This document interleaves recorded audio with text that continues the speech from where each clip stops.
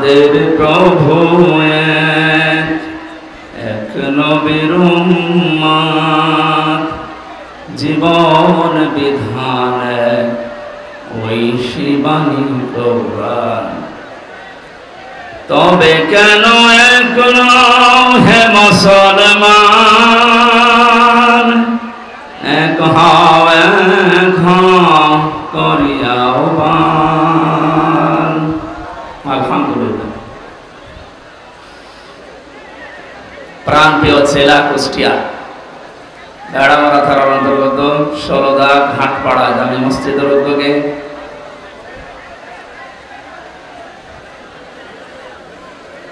এই জায়গার কি এত জটলার এত কথা কেন? হ্যাঁ, কে দেখবেন? কি আমি কি পরিমণি? কে দেখবেন? দেখার মতো মানুষ যে ছিল সে তো পালিয়েছে। কি সুন্দর চেহারা দেখেননি? সারা জীবন তো দেখলেন, এখন আর কি দেখবেন? যাই দেখেছেন এই পর্যন্ত থাকে, কালকে ইন্টারনেট থেকে নামিয়ে দেখবেন, বসে কথা বলবেন। আপনি যাই করেন কথা বলবেন।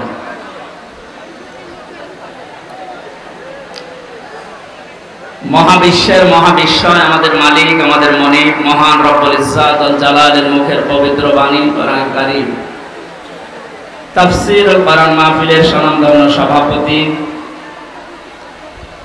বিশিষ্ট আইনজীবী, আমাদের জেলার কৃতি সন্তান অ্যাডভোকেট মোহাম্মদ তৌহিদুল ইসলাম আলম দামাত বারকাতুহুল আলিয়া, বলেন আমিন। যেখানে দাঁড়িয়ে আছেন ওই জায়গাটাকে বসা যায় না? মাহফিলের প্রধান অতিথি, বাংলার কৃতি সন্তান, বীর মুক্তিযোদ্ধা, সাবেক সংসদ সদস্য, কুষ্টিয়া ২ নির্বাহী সদস্য, বাংলাদেশ জাতীয়তাবাদী দল কেন্দ্রীয় কমিটি, এলাকার অভিভাবক জনাব অধ্যাপক শহীদুল ইসলাম, হায়াতে তয়্যেবা সিহাতে কুল্লিয়া কামনা করছি, আল্লাহ যেন দান করে। এতক্ষণ আলোচনা রাখলেন ইসলামিক চিন্তাবিদ হাফেজ মাওলানা মুফতি মইনুল হক আহসানী সালুকাটি। আলোচনা রেখেছেন হাফেজ মাওলানা নজরুল ইসলাম, হাফেজ মাওলানা রমিজ ইকবাল। মঞ্চে বসা ওলামায়ে কেরাম, সামনে বসা মুসলমান ভাইরা, পর্দার আড়ালের সম্মানিতা মা এবং বোনেরা, প্রশাসনের ভাইরা, প্রাণ প্রিয় কুষ্টিয়াবাসী, দল মত নির্বিশেষে কোরআনের এই অনুষ্ঠানে যারা এসেছি, ইবাদত মনে করি। এটা এখন ইবাদত চলছে না, ইবাদত আরম্ভ হয়ে গেছে। ইবাদতে যেভাবে আমরা কথা বলি না, এদিক ওদিকে তাকাই না, হাসাহাসি করি না, গল্প গুজব বন্ধ থাকে, 1 ঘন্টা যদি আপনি কোরআন বোঝার জন্য ইবাদত মনে করে বসেন, ঠিক ওইভাবে থাকবেন। যদি এরপরও আপনি ব্যত্যয় ঘটান, তাহলে আপনার এই আলোচনাটা, এই অনুষ্ঠানটা নষ্ট করার গুনাহ হবে। ফাস্তামিউ লাহু ওয়া আনসিতু। আল্লাহ তাআলা বলেন, কোরআনের আলোচনা আরম্ভ হলে একদিকে চোখ থাকদাম, 2 নম্বরে তোমরা মন কান লাগিয়ে শুনবা। আমরা 2টা এখানে চাই। কথা বন্ধ হবে এবং আমরা যেন দিলের কান লাগিয়ে শুনতে পারি। লাআল্লাকুম তুরহামুন, আশা করা যায় আল্লাহর রহমত তোমাদের উপরে নাযিল হবে। আমরা এখানে এসেছি রহমত পাওয়ার জন্য না গজব পাওয়ার জন্য? এই জন্য আশা করছি আপনি আমার কথা মেনে নেবেন যে আল্লাহ আমাদেরকে ইবাদতের ভেতরে নিয়ে আসলেন, প্রচন্ড গরমের ভেতরে। বলেন আলহামদুলিল্লাহ। বিশ্বনবী জানিয়েছেন, মান ক্বালা বিহি সাদাকা, যারা কোরআন দিয়ে কথা বলে এরা সত্য কথা বলে। তাফসীরুল কোরআন মাহফিল যেহেতু লিখে দিয়েছেন, আমরা কথা এখানে বলবো শুরু থেকে শেষ পর্যন্ত আল্লাহর কোরআন দিয়ে। আমান হাকামা বিহি আদালা, যারা কোরআন দিয়ে বিচার ফয়সালা করে এরা ন্যায় বিচার কায়েম করতে পারে। কোরআনের বিচার এখনো পর্যন্ত আমরা দেখি নাই, এই জন্যে কাঙ্ক্ষিত মানের শান্তি দেশে এখনো প্রতিষ্ঠিত হয়নি। এ কথার সাথে একমত আছেন তো? কাঙ্ক্ষিত মানের শান্তি পেতে হলে আল্লাহর এই বাণী, এই কালাম ছাড়া বিকল্প আর কিচ্ছু নেই। বহু কিছু আমরা দেখেছি 53 বছরে, কেউ কিছুই করতে পারেনি। আমরা এবার দেখতে চাই আল্লাহর এই কোরআন দিয়ে যেন বাংলাদেশের এই জমিনটা চলে ইনশাআল্লাহ। এতদিন যারা কোরআনের বিচার ব্যবস্থা কায়েম না করে শুধু মুখে বলে উড়িয়েছিল যে আমরা ন্যায় বিচার কায়েম করেছি, এটা ডাহা মিথ্যা কথা। এর বাস্তব প্রমাণ আমি নিজে। 3 বছর আমাকে অন্ধ প্রকোষ্ঠে রেখে দিয়েছিল। কয়েকদিন আগে আমার মামলা সব খারিজ হয়ে গেছে, আপনারা জানেন। আমি মনে করলাম জিজ্ঞাসা করে বিচারপতিকে যে এতদিন পর্যন্ত আপনার এই আদালতে আমার মামলা আসতো যেত, কি আপনি একদিনও দেননি, আজকে যে একেবারে খালাস করে দিলেন। মানে হয়তো এই কথাই আমাকে বলতো যে হুজুর আমার হাত বাঁধা ছিল। কি বাঁধা ছিল? আজকে যেহেতু হাত খোলা পেয়েছি, কোনো চাপ নেই, আমার কোনো চিন্তাও নেই। সুতরাং এই দেশটাতে ন্যায় বিচার কায়েম করতে হলে এ দেশে যত চাপ আছে উপরের সব চাপ বন্ধ করা লাগবে। ছাত্র জনতা জীবন দিয়েছে যে 9টা কারণে, তার ভেতরে এটা অন্যতম, যে কোনো চাপ থাকবে না। কিসের চাপ? জেল থেকে বের হওয়ার পরে আমি এই ভাড়ামারা এসেছিলাম। কোন জায়গায় যেন আমাকে বলছে হুজুর উপরের চাপ আছে, হবে না। আমিও বলেছিলাম আপনার চাপ সর্বোচ্চ এ জেলার যিনি দায়িত্বে আছেন, আমাদের মাননীয় এমপি যিনি পালিয়েছেন, ওই পর্যন্ত। আর আমার চাপ তো সরাসরি আরশ পর্যন্ত। আরশ থেকে ঘোষণা এসেছে আল্লাহর পক্ষ থেকে, ইন্নাল্লাযীনা ইয়াকতুমুনা মা আনজালনা মিনাল বায়্যিনাতি ওয়াল হুদা মিন বা'দি মা বায়্যানাহু লিন-নাসি ফিল কিতাব উলাইকা ইয়ালআনুহুমুল্লাহ ওয়া ইয়ালআনুহুমুল লাঈনুন। সূরা বাকারা 159 নম্বর আয়াতে আছে।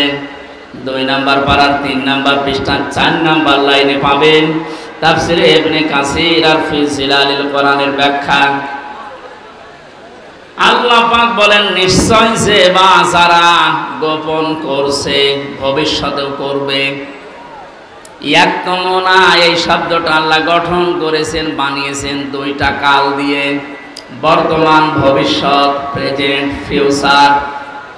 তার মানে এখন যারা আমরা গোপন করছে, ভবিষ্যৎ বলতে কিয়ামত পর্যন্ত আমরা যারা এই কোরআনের কথা জানার পরেও গোপন করে রাখবো। আল্লাহ পাক বলেন এই মানুষগুলোর উপরে আমি আল্লাহ নিজে না, আমার যত সৃষ্টি জগৎ আছে সবাই এর জন্য লানত দেয়, বরদোয়া করে। আপনি কোরআনের কথা প্রচার করতে আসতে গেলে বলতেন উপরের চাপ আছে, আপনার চাপ খুব বেশি হলো এই পর্যন্ত। তা আমাকে যিনি চাপ দিয়েছেন তিনি আমার মালিক, এমন কড়া কথা জানিয়েছেন। কোরআন জানার পরে যদি কেউ গোপন করে রাখে, এর সঠিক কথাগুলো, হক কথাগুলো না বলে, শুধু আল্লাহ নিজে না, যত সৃষ্টি আছে সব তার জন্য বরদোয়া করে। বলেন নাউজুবিল্লাহ। আমার এই আয়াতটা ব্যাখ্যা সহ পড়ার পরে মনে হয়েছে এদেশে লক্ষ কোটি মানুষেরা এখন আল্লাহর বরদোয়ার ভেতরে আছে। ইয়াতের ব্যাখ্যায় আমি হাদিস পেয়েছি, বিশ্ব নবী জানিয়েছেন বাল্লিগু আন্নি ওয়ালাউ আয়া। নবীজি কিন্তু বাল্লিগ দেননি। কুষ্টিয়াবাসী, এখানে আমার মনে হয় অনেক আলেম এসেছে, 2 পাশে বসে আছে, স্টেজে আছে। বাল্লিগু বহু বচন দিয়েছেন।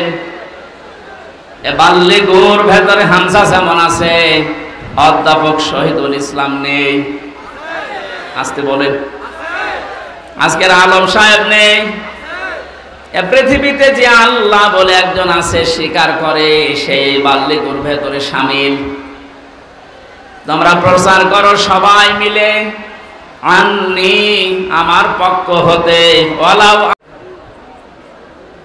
সবাই মিলে দায়িত্ব পালন করো। যে যতটুকু জানো, যতটুকু জানা আছে ওইটাও দুনিয়ায় জীবিত থাকতে পৌঁছিয়ে দাও। এ ঘোষণা কার? রাসূলের। কার? আল্লাহর আদেশ মানা যেমন ফরজ, রাসূলুল্লাহর আদেশ মানা কি? বলেন বলেন। নবীজির আদেশ মানাও ফরজ, কারণ তাকে আল্লাহ শারিআ বানিয়েছেন, শরীয়ত প্রণেতা।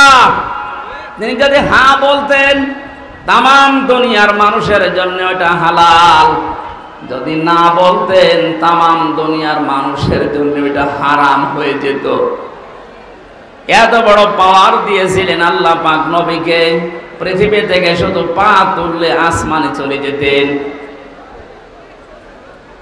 নবীজি একবার হাতের আঙ্গুলে ভাবে ইশারা দিয়েছিলেন, তার সম্মানে আল্লাহ আকাশের চাঁদ পর্যন্ত 2 টুকরা করে দিয়েছেন। বলেন আলহামদুলিল্লাহ। এত বড় পাওয়ার যে নবীকে দিলেন, তার কথা ছিল সবাই মিলে পৌঁছাবা, কেউ যেন বাকি থাকবা না। একটা আয়াত যদি তোমার জানা থাকে ওইটাও জীবিত থাকতে পৌঁছিয়ে দাও আমার উম্মতদের কাছে। বিদায় হজের ভাষণের সময় নবীজির সামনে মাত্র 1,14,000 কম বেশি এরকম সাহাবী ছিল। নবীজি জানিয়েছিলেন, আজকে যারা উপস্থিত আছো, যে মানুষগুলো আমার সামনে নেই, কিয়ামত পর্যন্ত দুনিয়ায় যারা আসবে, আজকের এই 27টা পয়েন্টের কথাগুলো সব মানুষের কাছে পৌঁছিয়ে দেবে। সেই দায়িত্বের ভেতরে আমার যেমন, আপনি যতটুকু জানেন আপনারও ওই রকম। এটা ফরজ মনে করে যদি আজ আমরা সবাই এই দায়িত্বটা নামাজের মতো পালন করতাম, যে যতটুকু জানি আমি প্রচার করব, বাংলাদেশে কোরআনের অনুষ্ঠানে কেউ বাধা দেওয়ার সাহস পেত না। কে বাধা দিত তখন? সবার দায়িত্ব এইটা। হামজার হয়তো একটু আয়ত্ত বেশি আসে কোরআনে, এজন্য বেশি প্রচার করবে। আপনি কিছু না হলেও কিছু তো জানেন। আপনি যদি জানেন যে কুল হু আল্লাহু আহাদ, এইটাই প্রচার করা আপনার নামাজের মতো ফরজ। এ পর্যন্ত বোঝাতে পেরেছি? এক কথা বলেন না কেন? আজকে থেকে দায়িত্ব শুধু আলেমদের। বলেন, যে যতটুকু জানেন ওইটাই প্রচার করবেন, তাহলে এই দেশে কেউ আর কোরআন প্রচারে বাধা দেওয়ার সাহস দেখাবে না ইনশাআল্লাহ।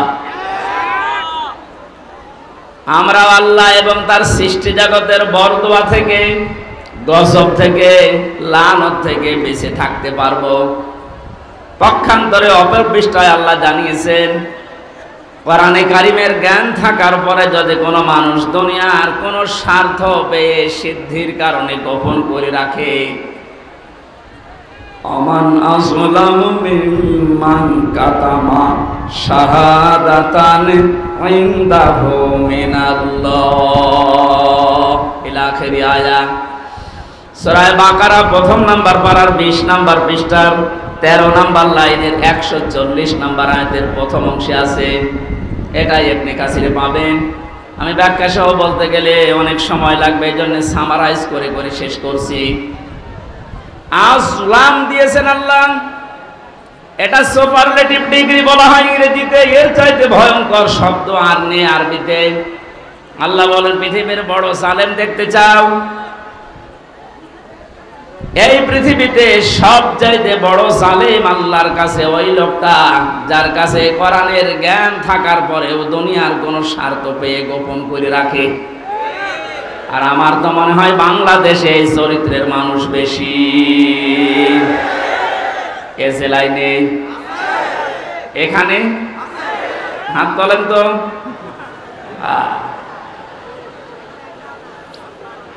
আপনি আল্লাহর ভাষায় বড় জালেম হয়ে উঠবেন কিয়ামতে।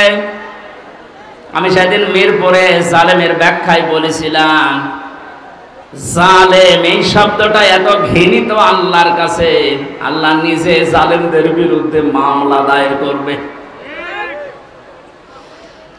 কুষ্টিয়াবাসী সূরা শূরা 42 নম্বর আয়াতের প্রথম অংশ, ইন্নামাল মুমিনুনা সাবিলু আলাল্লাযিনা ইয়াযলিমুনান নাস।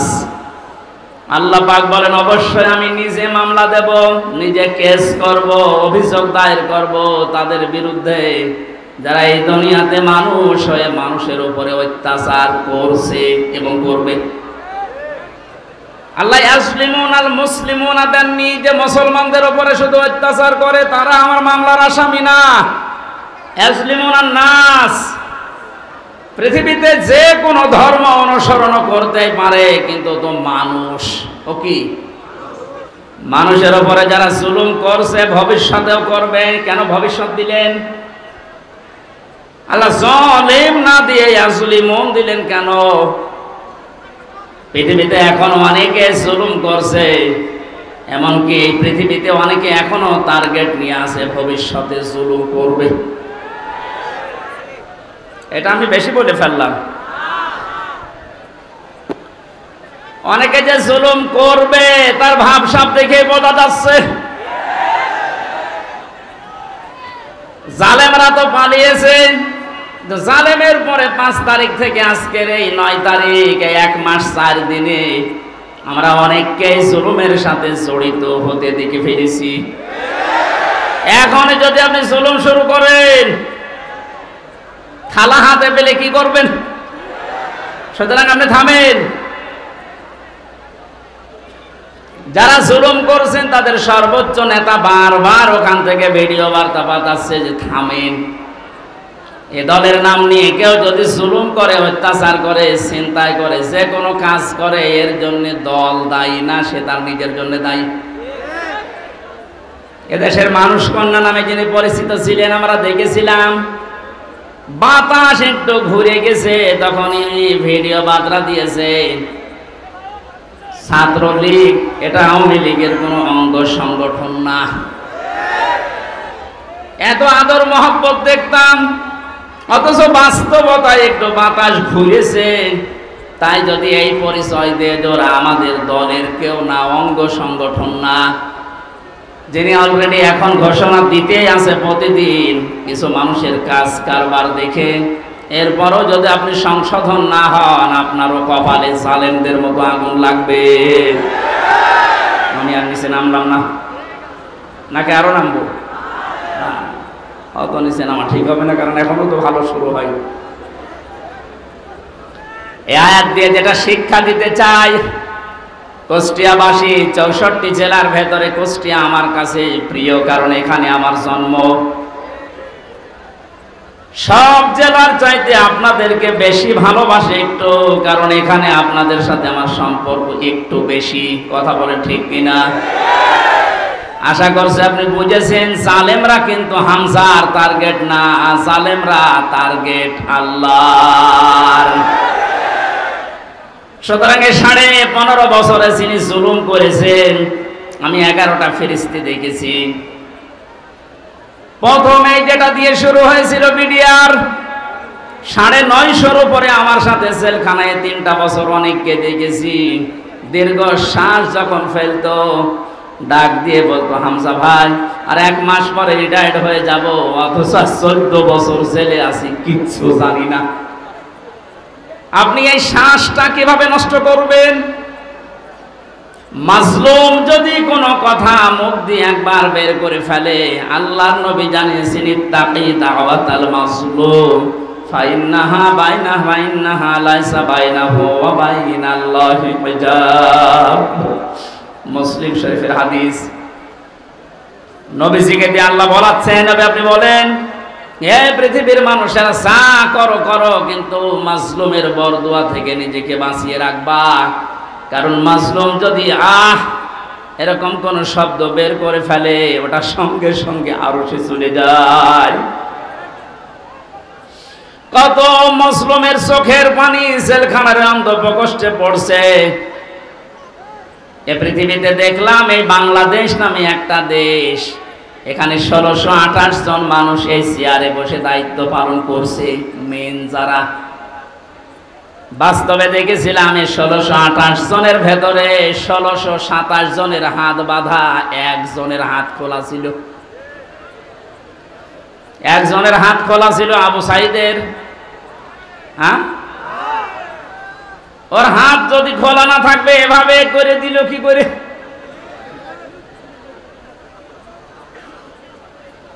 হাইকোর্টের বিচারপতি পর্যন্ত যদি বলে যে না, হামজার মামলা, মামুনুল হকের মামলা, হবে না, উপরের নির্দেশ। তোর চেয়ারে বসে থাকার দরকার, কিন্তু ভ্যান চালা। আপনি বলেন, একটা হাইকোর্টের বিচারপতি যদি একথা বলতে পারে, বিচার ব্যবস্থা কিভাবে বাধা ছিল আপনি টের পাচ্ছেন? একটা দেশ কত বড় দুর্নীতিগ্রস্ত হয়ে গেলে জাতীয় মসজিদের ইমাম পর্যন্ত পালিয়ে যায়। আর কার নাম বলবেন? জাতীয় মসজিদের ইমামও পালিয়ে গেছে।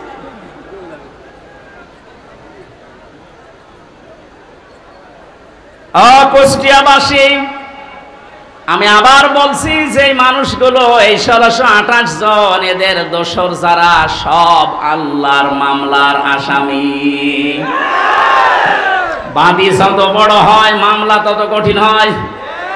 আমার মামলায় সরাসরি যেহেতু রাষ্ট্রবাদী ছিল, এজন্য বহু চেষ্টা করার পরও কিছুই হয়নি।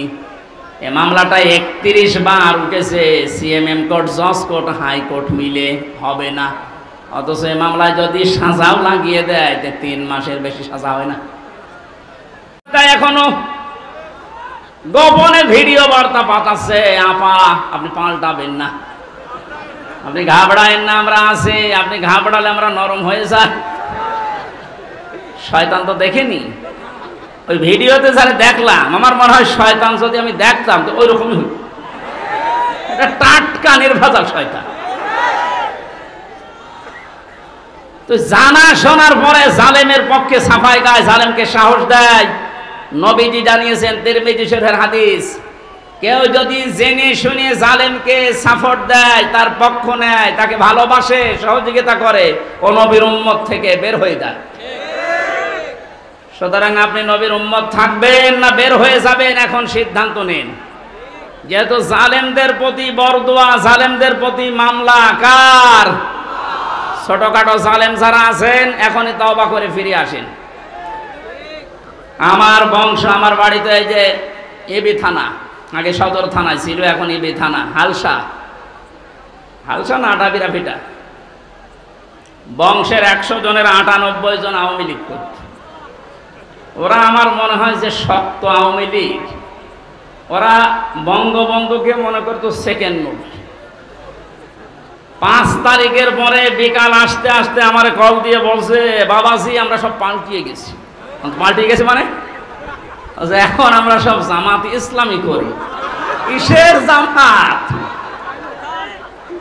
আপনি যা করেছেন এই 15.5 বছর আগে, ওটা শোধ হবে, এরপরে জামাত ইসলাম।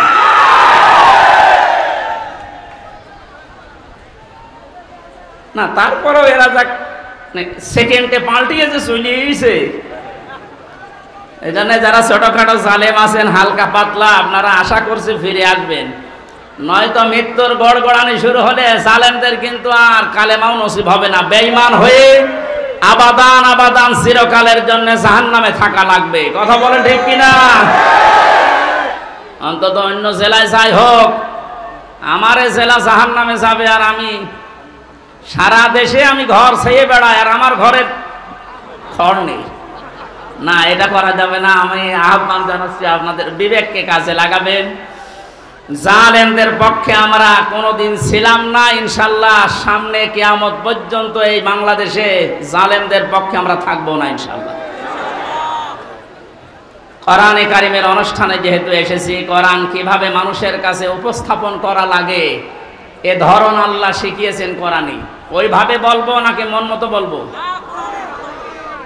কোরআনে কারিম কিভাবে আপনি মানুষের সামনে উপস্থাপন করবেন, বর্ণনা দেবেন, 1500 বছর আগে আল্লাহ পাক ওটা আমাদেরকে শিখিয়েছেন। কিতাবুন উনজিলা ইলাইকা ফালা ইয়াকুম ফি সাদরিকা হারাজুম মিনহু লিতুনদিরা বিহি ওয়া যিকরা লিল মুমিনিন। বলেন আল্লাহু আকবার।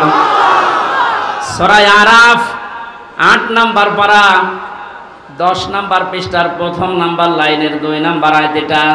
এটা তাফসিরে ফি জিলালিল কোরআনে ব্যাখ্যা আছে, সাইয়্যিদ কুতুব লিখেছেন। আল্লাহ পাক বলেন, নবী এই যে একখানা কিতাব, এটা আপনাকে আমি দিলাম। এটা যখন মানুষের সামনে আপনি বর্ণনা দেবেন, ব্যাখ্যা করবেন, তাফসীর করে শোনাবেন, দুইটা বিষয় খেয়াল করবেন। হারাজুম মিনহু লিতুনদিরা বিহি লিসাদরিকা, আপনার মনের ভেতরে যেন কোনো সন্দেহ, সংশয়, দ্বিধা, দ্বন্দ্ব, ভয়, ভীতি এগুলো আপনার মনে যেন না ধরে। যিকরা লিল মুমিনিন, কোরআন এই দেশে, এই পৃথিবীতে মুমিনদের জন্য উপদেশ। এর ভেতরে হারাজন শব্দের ব্যাখ্যাটা ইম্পর্টেন্ট। এদিকে তাক। হারাজনের ব্যাখ্যায় আমি দুইটা অর্থ পেয়েছি। হে নবী, আপনি যখন কোরআনের কথা বলতে যাবেন, অনেক মানুষ আছে না বোঝার কারণে আপনার উপরে মন খারাপ করতে পারে। এরকম মানুষ নেই দেশে? কথা বুঝতেছেন? কোরআন যেভাবে আল্লাহ উপস্থাপন করেছেন, যেভাবে তিনি বর্ণনা দিয়েছেন, ওই ফোর্সে যদি বর্ণনা দেওয়া হয়, অনেক মানুষের সীমিত জ্ঞানের কারণে ওই বক্তব্য বুঝবে না। সেটা উল্টাপাল্টা ধারণা আপনার উপরে আসতে পারে যে হুজুর মনে হয় রাজনীতি করছে। এরকম ধারণা দেশে নেই। দ্বিতীয় নম্বরে, আবহমান কাল থেকে এমন এমন নিয়ম নীতি মানুষ ইবাদত মনে করে পালন করে আসছে, যেটা আসলে ইসলামে নেই, কোরআনে নেই, হাদিসে নেই, কিন্তু মানুষ ইসলাম মনে করে পালন করে আসে। আপনি কোরআনের ব্যাখ্যা দিলে ওইগুলো টিকবে না, তখন ওই মানুষগুলো আপনার প্রতি মন খারাপ করবে। এর বাস্তব প্রমাণ এই যে মাজার আছে না, কি সার মাজার যেন, সে যে সাইব, কোথায় পেয়েছেন এসব মাজার? কিছু মানুষের মাজারের প্রতি এত মহব্বত, আমার মনে হয় বিশ্ব নবীর উপর এত মহব্বত নেই। কিয়ামতের ময়দানে দুই প্রকার মানুষকে আল্লাহ সব চাইতে বেশি অপমান করবেন। তার এক নম্বরে দুনিয়ায় যারা মাজারের খাদেম ছিল, আরে কুষ্টিয়াতে দুই জায়গায় খাদেম বেশি, গোলাপ শাহ, লালন শাহ। আর জায়গা পান না খেদমত করার। কথা বলে না কেন? মাজার কেন্দ্রিক যদি ইসলাম হতো, এই পৃথিবীতে সর্বোত্তম মাজার হচ্ছে মুহাম্মদ রাসূলুল্লাহটা। ওখানে তো কাউকে আমি কোনোদিন টাকা দিতে, মোমবাতি দিতে, আগরবাতি দিতে দেখি না। কোন কারণে আপনি এখানে এই সমস্ত কাজ কারবার করেন? লা তাত্তাখিযুল কুবুর মাসাজিদা, কবরকে সেজদার জায়গা বানিও না। অথচ লালনের মাজারে যে দেখেন এখনো অনেকে সেজদায় পড়ে আছে। এইটাই আমি একদিন গিয়েছিলাম, কিভাবে শিরিক চলছে। কোরআন দিয়ে হাদিস দিয়ে বললে বাংলাদেশে 48,000-এর মাজার, একটাও টিকবে না। আজকে দেখলাম দুইটা মাজার অলরেডি বড় বড়, যেগুলো সবচাইতে বেশি ইনকাম হতো, দেওয়ানবাগি আর ওদিকে 8 রশি ভেঙ্গে গুড়িয়ে দিয়েছে।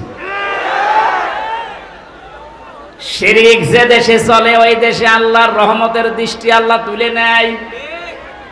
আমার তো মনে হচ্ছে যেভাবে দেশ থেকে এখন শিরিক আস্তে আস্তে আরম্ভ হচ্ছে দূর হওয়া, আল্লাহর রহমত এই দেশটা আল্লাহ ভরে দেবে ইনশাআল্লাহ। কোন মৃত মানুষের প্রশংসা করা 3 দিনের উপরে জায়েজ নেই। ভালো করে শোনেন, আমি বানিয়ে বলছি। যত আপনজন হোক, মারা গেলে 3 দিনের পরে আপনি আর শোক পালন করতে পারবেন না। 3 দিন পরে শোক পালন করা জায়েজ নেই কারো কেউ মারা গেলে। হ্যাঁ, বিধবা মহিলা স্বামী মারা গেলে সর্বোচ্চ 3 মাস 10 দিন বিবাহ ছাড়া থাকতে পারবে। আপনার কি আত্মীয় হয় গোপালগঞ্জের ওই লোক? কবে মারা গেছে এতদিন পর্যন্ত আপনার শোকই যায় না।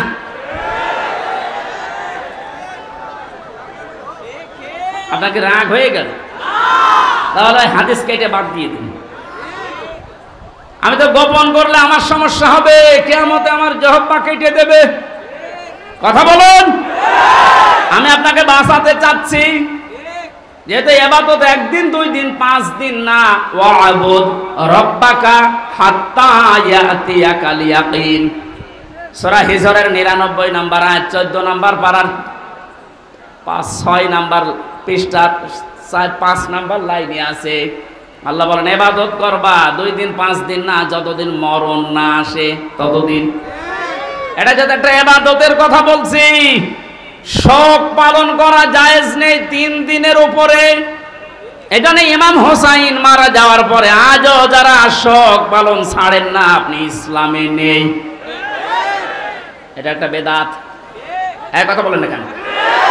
আপনার মহব্বত ইমাম হোসাইনের প্রতি এত বেশি যে হাই হোসেন করে পিঠের চামড়া তুলে ফেলছেন। তো ওনার তো আর একটা ভাই ছিল হাসান, উনি মারা গেছে বিষ খেয়ে। একটু বিষ খান তো দেখি। পুরাটা বাটপারি এটা। ইমাম হোসাইনকে নিয়ে যদি এই মানুষগুলো আবেগ দেখি, এরা বাটপারের পর্যায়ে পড়ে। পৃথিবীতে ইমাম হোসাইনের পর আর কে এত দামি থাকতে পারে যে তার জন্য আপনাকে বছরে বছরে মাসে মাসে দিনে দিনে শোক পালন করা লাগবে? এটা ইসলাম না। ইসলামের ভেতরে নতুন করে আপনি এটা সংযোজন করেছেন, আপনি বেদাত পন্থী।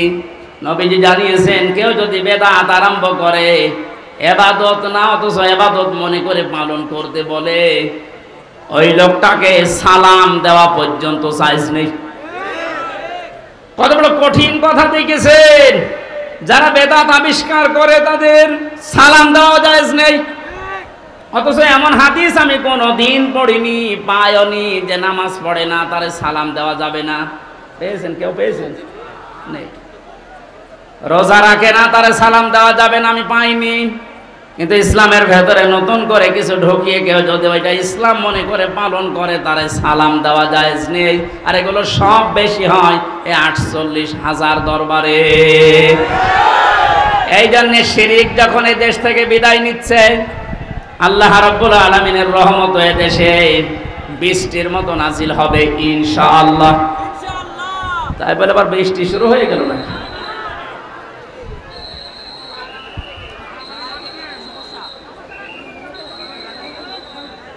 এই কারেন্টে ধরেছে।